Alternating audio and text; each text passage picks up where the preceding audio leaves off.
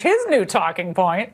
Tectonic shift is happening. We're seeing that in evidence by where crops are being produced and where they're not being produced. So we are seeing big shifts, or because of heat and drought, we're seeing crops moving. And so we're seeing evidence every day that climate risk is investment risk. And there's the grift. Investment risk is code for Fink and the Clinton Global Initiative to cash in. So where will all this money come from? Well, watch this response from one of the UN's ESG czars. Who's going to come up with all the money, Amalola? First, recognize it's a crisis. And, just how we found is it 14 or 17 trillion for COVID, the money must be there somewhere. Oh, that's a very sophisticated analysis from her, isn't it? Gee. Now, this isn't about sustainability of the planet. This is about the sustainability of their own bank accounts. Because while they get rich off this scheme, you're going to continue to get poorer. Joining us now is one of the leading voices warning us about this woke capital, David Sokol, chairman and CEO of Teton Capital and author of America in Perspective, Defending the American Dream for the Next Generation. Terrific book, by the way. David, now it shouldn't be lost to anyone that this whole ESG push is happening as the global economy is already sinking. And when you heard Clinton there, he kind of gave up the ghost, didn't he? Because he said, even if the return to investors isn't, the greatest, we're not going to hurt the planet. So kind of admitting that they're not living up to their fiduciary responsibility to the investors, correct? The shareholders. Absolutely. In fact, there's an article today in the Wall Street Journal where CalPERS points out that for years, as they followed these ESG initiatives, if you will, they've underperformed all of the other major pension funds in the country. They didn't tell their pensioners that they were investing their money this way, and that perhaps it would be a bad idea. This whole thing, Laura, is part of the breakdown of the institutions that make this country great. This wokeism, virtue signaling, ESG. Trying to put people on a board of directors just for diversity purposes rather than for qualification purposes. I was a chairman CEO back at Berkshire of NetJets. Would any passengers of NetJets want us to select pilots not based upon their cockpit qualifications, but their sexual orientation or their gender or their race or their religion? Of course not. And yet that's what we're hoisting upon America. And what's worse about it is the ESG standard. There are no standards. So, right. And I wrote a letter to Larry Fink 2 years ago just saying this is absurd. You're marketing a product for your business by pretending that you're doing something good. If you look at the initiatives that President Biden talked about today, it was supposed to be an Inflation Reduction Act, but all he talked about was $300 billion going to electric car chargers and things of that nature. But think about it, there's no plan to deal with if in fact the existential threat of our country and our world is CO2, there's not a single plan, but they're going to spend $300 billion building charging stations, and the U.S. government hasn't even decided on a single charging method. Tesla has a different one than General Motors has. Oh, no. It's insane.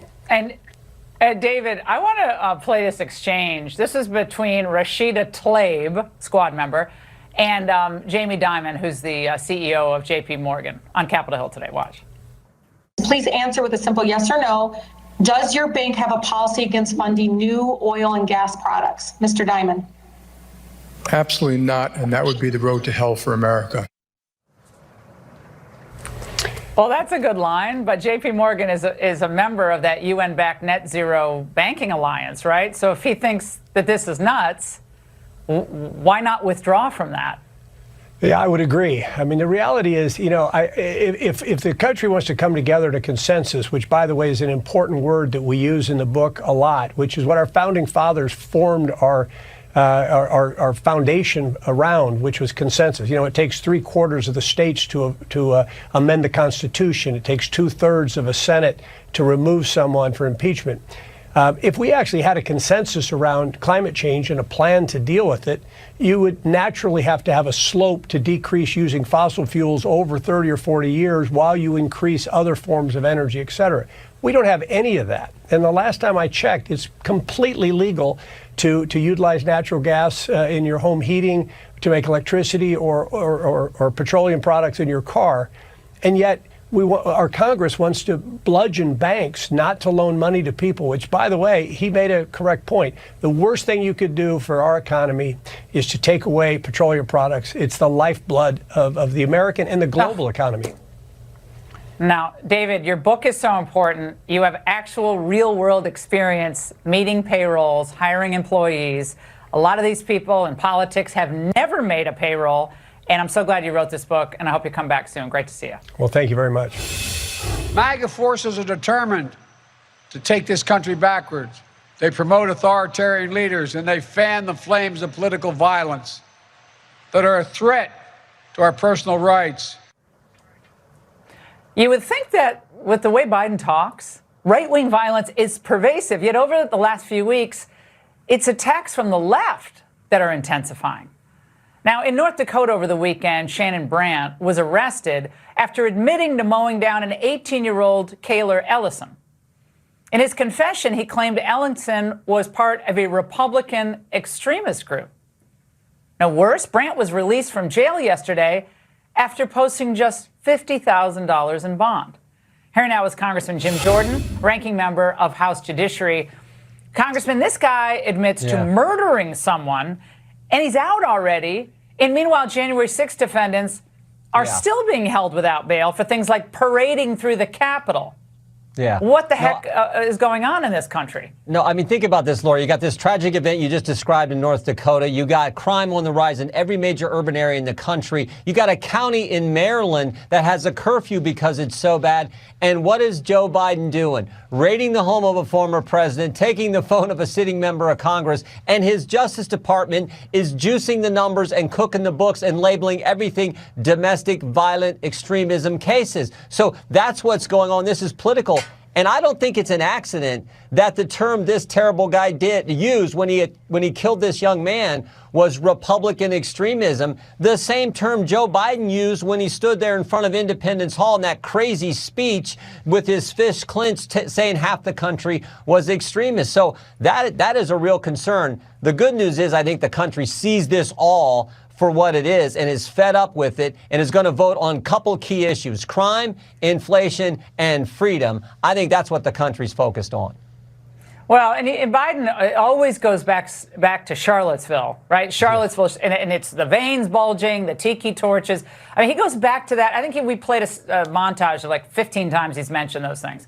But we got the Summer of Love, everything being ripped to shreds in American cities, individuals being threatened for having dinner outside. And now this, and it's crickets from Merrick Garland and Joe Biden. Nothing. Zero. Political targeting. Yeah, well, right, because they're so focused on going the other way. They're so focused on, as I said, cooking the books. We've had whistleblowers tell us that they are being forced and pressured to categorize cases as domestic violence extremism cases, and to the way they are reporting the January 6th as if they're happening all over the country when it was one event here in Washington, D.C., to juice these numbers. That's from a FBI agent coming to us under whistleblower blower protection, giving us that information. So it's all part of this narrative to demonize half the country. Your previous guest talked about consensus. I would love consensus around the things that make America great, that make America special. But when you got a president who is focused on going after half the country, it is just really difficult to get consensus. Well, the man who promised dignity and unity, that's a hell of a way of pursuing it. Congressman, thank you tonight. Now, the president loses his way at the UN, and Raymond Arroyo has a big announcement, seen and unseen, next.